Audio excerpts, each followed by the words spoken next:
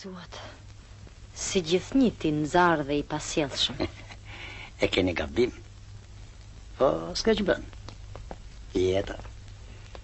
Jeta më ka bërë që ti jem shumë i kujdesshëm. Teatri i Hapur i Tiranës është skena e Kadri Roshit, Roza Anagnostit, Reshat Arbanës, Sandër Prosit, Pavlina Manit e dhjetra aktorëve të tjerë që bëjnë historinë e kinematografisë shqiptare.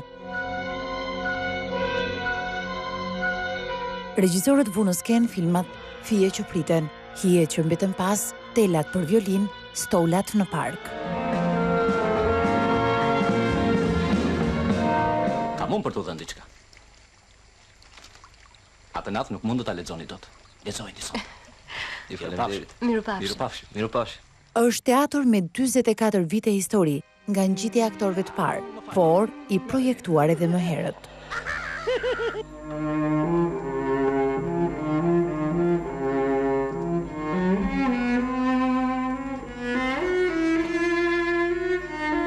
Në sistemin komunist ka patur një projekt për të gjithë kompleksin e kodrave të liçenit, për mënyrën se si ai do të zhvillohej artistikisht.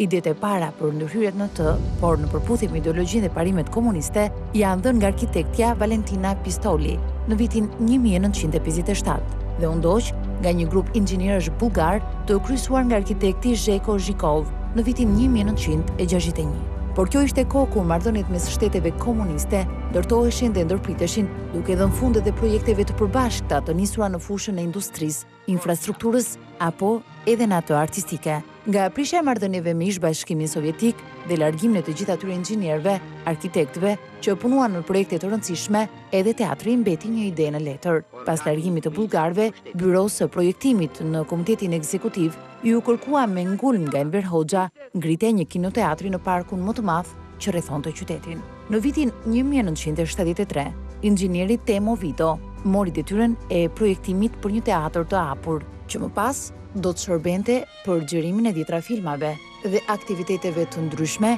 nën ideologjinë e kohës.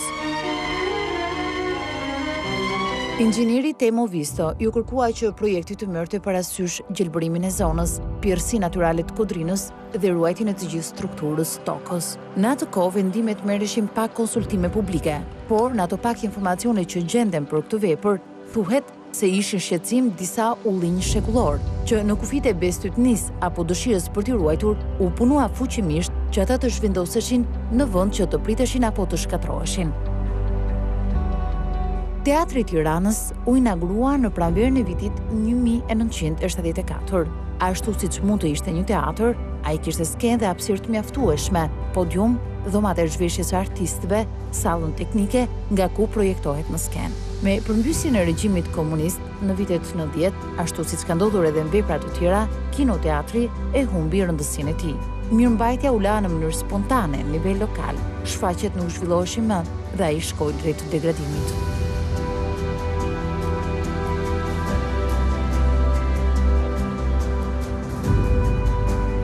Ata që janë nga Tirana kujtojnë një hapësirë me stola guri, por të shkatruara, një skenë që nuk priste më artist, projektor që nuk u ndezën më.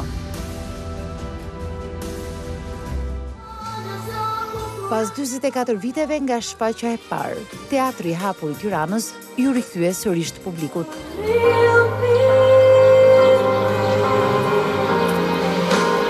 Këtëherë, nën projekcione dhe teknik bashkëkohore. Bashkia e Tiranës dhe Agjencia e Parqeve dhe Rekreacionit, pasi testuan 2 vjet rresht interesin e publikut me aktivitete të ndryshme, nisën rehabilitimin e tij në vjeshtën e vitit 2017.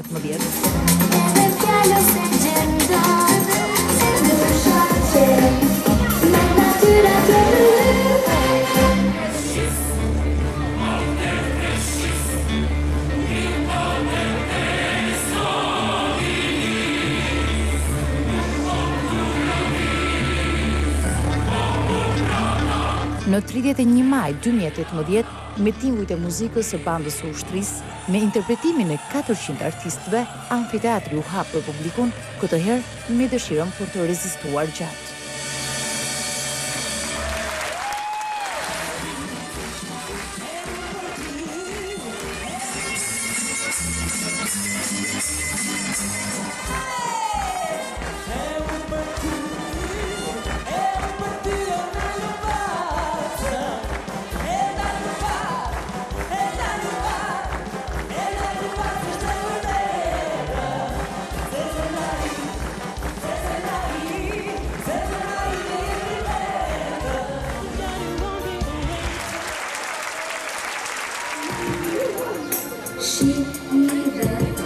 Janë 1500 ulse të ngurta, që kanë zvendësuar 200 ekzistueset, të cilat drejtori e Agjencisë së Parqeve dhe Rekreacionit Blendi Goxha thotë se kishin humbur funksionin dhe sot mund të shndrohen vetëm në memorialet të teatrit. Ne gjetëm vetëm rreth 200 sedilje, të cilat dhe ato nuk rikuperoheshin dot më.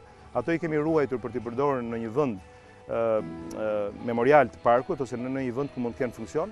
Ndërkohë të 1500 sedilje të tjera janë ribërë nga e para, me të njëjtat formula dhe teknika siç janë bërë ato të vitit 74. Një rikthim të lidhjes sonë me këtë gur, me këtë vepër, me këtë objekt, me këtë vend të dashur për prindërit tanë, ku kemi parë dhe shumë art socializmi dhe art realizmi socialist, po dhe ajo është pjesë e historisë sonë në një farë mënyrë dhe kemi ruajtur po ta vini re në skenë edhe elementin e asaj backstage-it që është në një farë që na kujton filmi Fije që priten, që na kujton ato elementet e Kadri Roshit ose të. Ndërkohë që kemi shtuar gjithë elementet e tjera që bëjnë funksionale si kupola, mbajtja e fonisë dhe e ndriçuesve në mënyrë që të kemi një zinxhir aktivitetesh pa u vonuar. Arjan Sukniqi, me eksperiencë të gjatë si koreograf, është drejtori artistik i teatrit tek Parku i Liçenit Artificial.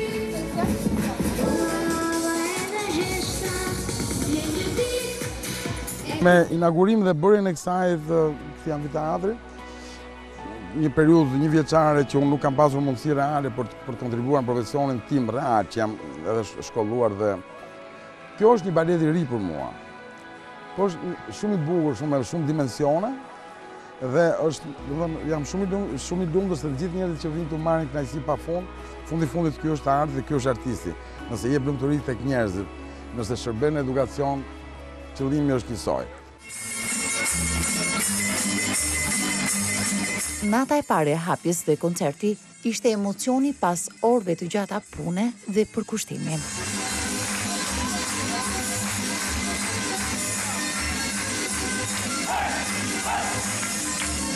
Ka 400 artistë në skenë dhe nuk është pak, natyrisht të menaxhosh 400 veta, sigurisht profesionistat të gjithë, po ishte një gjë shumë minore.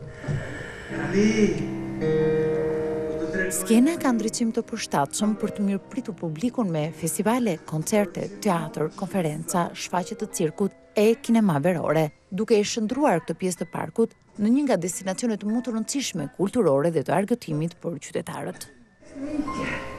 Por ne, na pëlqen dashuria që vdes në kthim. Dashuria është gjëja më e vdekshme në këtë botë. Është një akustik fantastike, po fantastike. Domethënë që inxhinierët e gjithë botës ishin mbledhur nuk kishin për ta bërë deri në këtë detaj.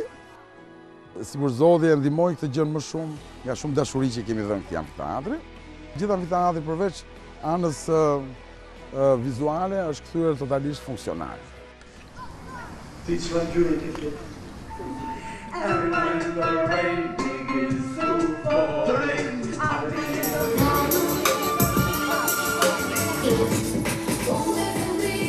Ky teatr është një pikë takimi i spektatorëve me kulturën, artin, filmin dhe natyrën.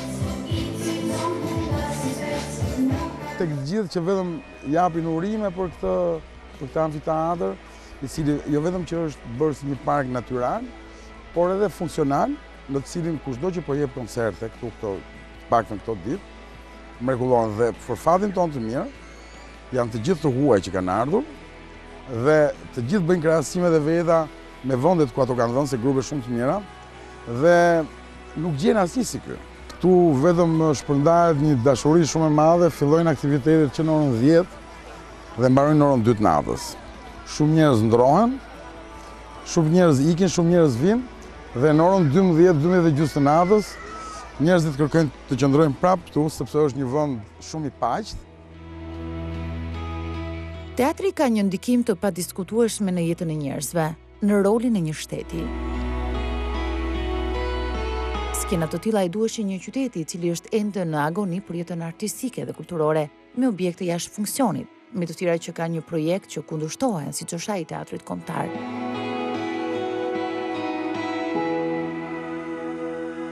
Ne do eksperimentojmë me shumë variante, duke i krijuar mundësi shumë organizatorëve të shprehen në një qytet i cili për momentin vuan për skena, ka në rekonstruksion teatrin e operës, kemi probleme me teatrin e madh, me teatrin kombëtar, sapo po hapet salla Turbina, pra është një qytet i cili vuan dhe ka një krijimtari të lartë. Ne kemi një dëshirë të madhe të bëjmë aktivitete, është natyra jonë, Ballkanas, mesdhetar, edhe është domethënë e domosdoshme ta kuptojmë të element të shfryrjes në një farë mënyrë pozitive që njerëzit duhet kenë. I pyetur për shembjen e teatrit kombëtar dhe për projektin e ndërtimit të teatrit të ri, kryebashkiaku i Tiranës Riveliaj tha për tunajt ilbatare se ai do të ndërtohet nga një kompani private, praktik e ndjekur me stadiumin Qemal Stafa. Po flasim bëjmë një teatr klasik, jo një furrik. Pra, kur dëgjoj njerëz që thonë kemi nostalgji për tallashin italian të presuar të shkrepseve me ato algat e Pupulitit, rasti stadiumit i tha po. Ti vërtet do ta bësh këtë. Dhe Tirana do përfitoj një hotel, ama do bësh një stadium që sot i ka vajt kosto 7 milion euro. Ende s'ka dal një autoritet italian, autoritet po flas, italian, të thotë që ajo godin ka vlerë. Të gjithë thonë s'ka si vlerë. Tani, a ka ardhur koha ta modernizojmë? Dhe propozimi që na ka ardhur nga jo një arkitekt, ose jo nga një arkitekt i mirë. Na ka ardhur nga ai që quhet sot arkitekti më i mirë i gjallë. Teatri do bëhet, do jetë një xhevairi i Tiranës. Pritshmëritë janë që kryeqyteti në nivel organizimesh vendore, pra të Bashkisë së Tiranës dhe bashkëpunëtorëve të saj, të shkojnë rreth 1000 shfaqje apo spektakle në vit, nga rreth 400 që numëron aktualisht në vit kryebashkiaku Veliaj.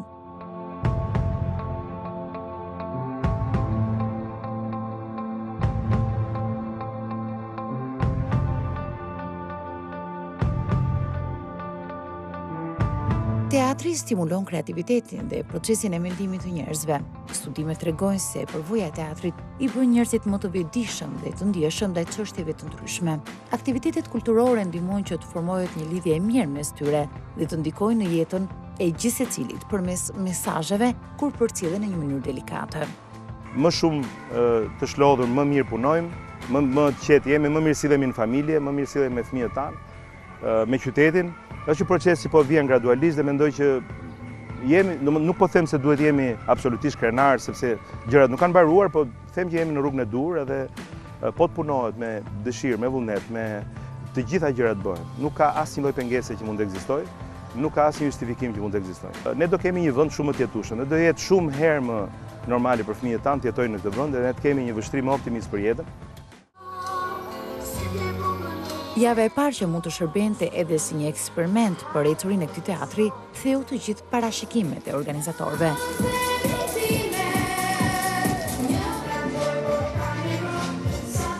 Kohë që jeni tani ka ardhur festival, po bëhet festivali jazzit, i cili është një në kuadrin e disa ditëve të në ndihmë të fëmijëve autik.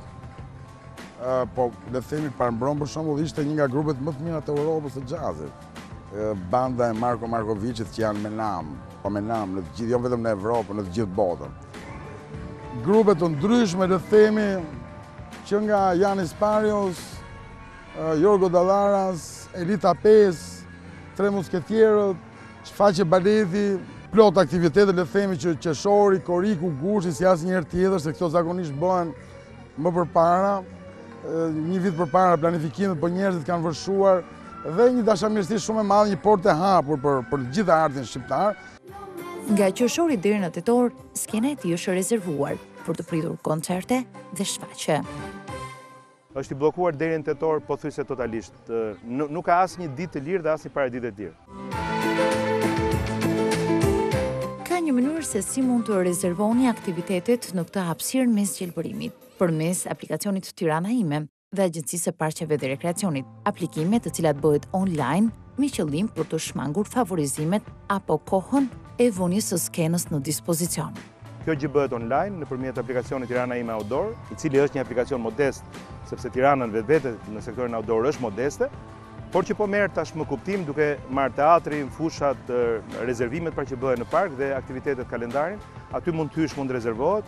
Pyetesh për aktivitetin, për detajet për gjitha, në website-in apr.tirana.al, ndërkohë po ashtu mund të regjistrohesh dhe të aplikosh. Kjo është bërë për një transparencë më të madhe, në mënyrë që mos ketë selektivitet personal jo hajde ti, jo i këti, jo do vish ti, jo e di unë, jo kështu, domethënë që të heqem edhe pjesën e atij mitit që është krijuar që kush ka një teatr bëhet diktator. Tarifat që paguajnë organizatorët janë modeste. Prenotohet nga një shoqat, nga një organizat, paguan gjithë detyrimet që janë minimale, sepse kjo është një teatr social, duhet themi, dhe pastaj ai e zgjedh vetë pjesëmarrjen e njerëzve, e zgjedh me bilet, pa bilet, për kauza të ndryshme, domethënë kjo nuk është më problemi jonë. Problemi ynë është që çdo lloj aktiviteti bëhet shërbimi në maksimum që këtu mos mungoj asgjë. Kjo është një sallë alternative që për momentin do të shërbejë shumë mirë, e cila salla Hapur i plotson gjithë parametrat funksional të një shfaqje normale, duke filluar nga opera, nga baleti, nga shfaqjet më të vogla, jazz, orkestra simfonike, teatr për kalamaj, cirku, domethënë çdo gjë që funksionon në argëtimin e njerëzve, ky është totalisht funksional në gjitha hapësirat. Buxheti i përdorur për ringritjen e skenës së teatrit është $400.000, përfshin ndërhyrjen në tokë, që nga kanalizimet, sistemin e kullimit, deri në veshjen e pratesë dhe ulësive të gurit, të cilat janë të njëjta të vendosura në kohën e ndërtimit të tij. Çdo gjë që shikoni është ribërë me përjashtim të themelisë ose të po themi të strukturës mbajtëse të objektit të projekcionit. Vetë teatri poshtë pothuajse është ribërë pra struktura, gjitha kanalizimet, gropa septike, shkarkimet, instalimet elektrike, instalimet e ujësellësit dhe vetë zona rrotu, rrethimi, gjithçka është ribërë sepse nuk ekzistonte më, ishte vetëm në letra, ishte në blueprintet e teatrit të viteve 74. Plateja që ju shikoni është e gjitha e ribërë nga fillimi, totalisht, me shkallë, me instalime, me sedilje. 6.000 metër gjelbërim që shkon drejt buzës së liçenit dhe lule në ambjente brenda rrethimit që e bëjnë atë më të dekoruar dhe me një impakt të këndshëm vizual.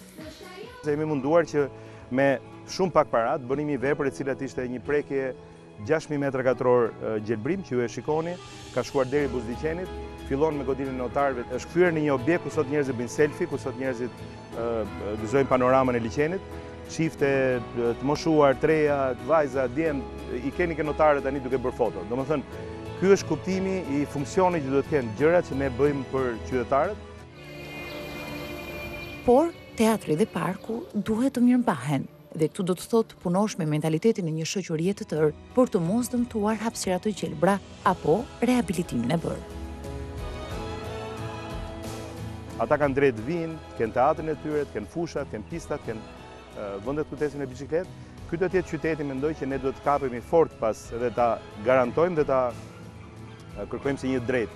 Ne po punojmë fort, natyrisht që ne kemi privilegjin të bëjmë të ndryshim sepse gjetemi situatë shumë të vështirë përpara, por nga ana tjetër është një përgjegjësi shumë e madhe tashmë mirëmbajtja, kështu që kemi ndërtuar struktura të mirë fillta, të cilat janë shumë vështirë të bëhen me njëherë eficiente, sepse ne kemi të bëjmë me një element kulturor, me një element edukate, me projekte të shumta edukimi, ju më pat vetë mua sot që derisa erdha këtu zura me dynjan për disa gjëra që domethënë nuk shkojnë si duhet.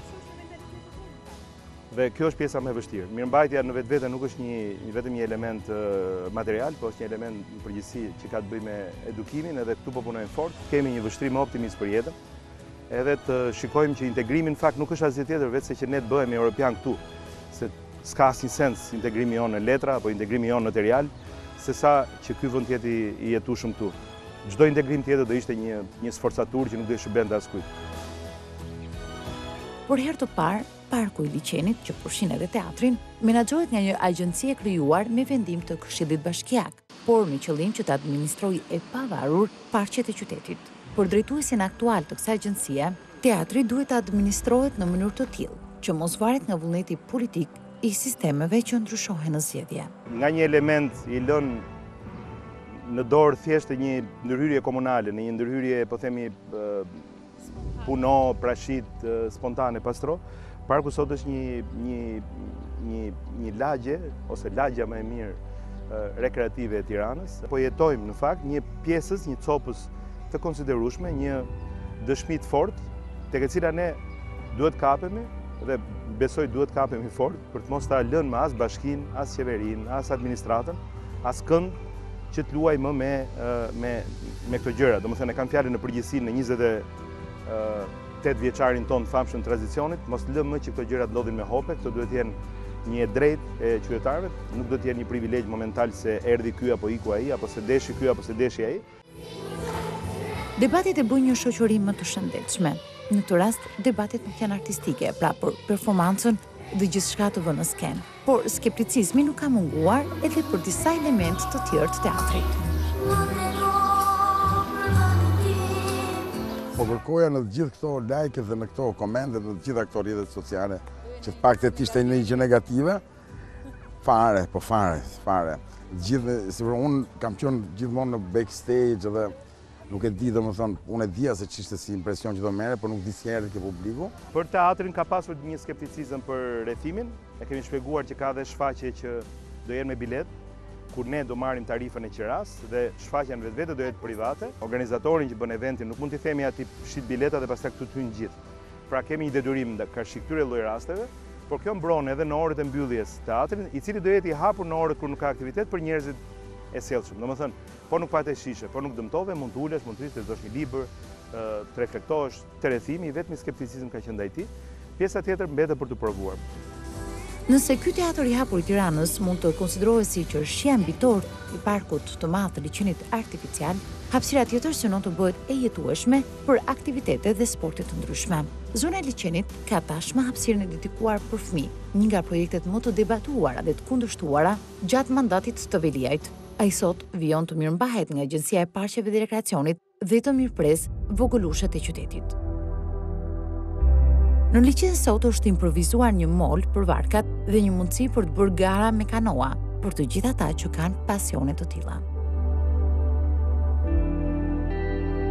Sporti, aktivitetet ujore, tashmë moli që ne kemi realizuar tek diga, që është modest, por që është një akupuntur tjetër që sjell një vështrim, sjell një vizion se si do të jetë në fakt gjithë diga, si do të jenë molet në liçenet tona. Mund të ecësh përgjatë liçenit, mund të bësh vrap në të gjithë gjatësinë e tij, duke përfshirë edhe pistën në anën tjetër, pra në atë jugore të liçenit.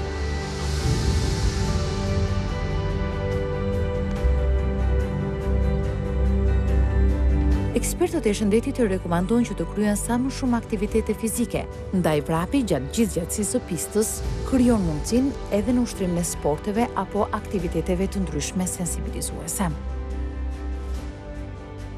Ne kemi mendimin që bashkia është votuar dhe na ka mandatuar me një vizion i cili ka të bëjë dhe me futjen e aktiviteteve në park dhe me futjen e fëmijëve të gjithë moshave në park, me aksesimin e parkut nga gjithë moshat. Në momentin që ti ke të gjitha në park dhe ne kemi 2 milion vizitor vjet në matjen e fundit të bërë, që janë dhe përsëritës, por që janë 2 milion hyrje në park, ne nuk mund t'i themi 300.000 prej tyre që ti nuk mund të dalosh. Ti nuk mund të bësh sport, ti nuk mund të rritësh fëmijën në park, do të në kuptimin që nuk mund ta shëtisësh fëmijën në park do mund ta çosh në lodra. Në momentin që ne jemi gjithë në park, ne duhet bashkëtojmë gjithë në park. Liçenit i bashkohet pista për ciklizëm nga zona e Zhblokut dhe tjetra nga bulevardi Dëshmorët e Kombit. Ndërsa masterplani për zhvillimin e hapësirave të gjelbra prek edhe liçenin e Farkës, atë që priti për herë të parë garën e triathonit në disiplinat not, pedalin dhe vrap. Parku i liçenit të Tiranës është zona më e madhe e gjelbër afër qytetit, ndryshe quhet si e vetmja mushkëri, e një Tirane që rritet vrullcum prej urbanizimit dhe që sot ka rreth 1 milion banor. Nga një administrim vendor, parku i është besuar Agjencisë së Parqeve dhe Rekreacionit, e cila ka në dorëzim sipërfaqen prej 1.500.000 m2 dhe 450.000 m2 sipërfaqe të vetë liçenit. Në parkun e madh, gjithsej janë 33.000 copë bimësi, drur dhe shkure.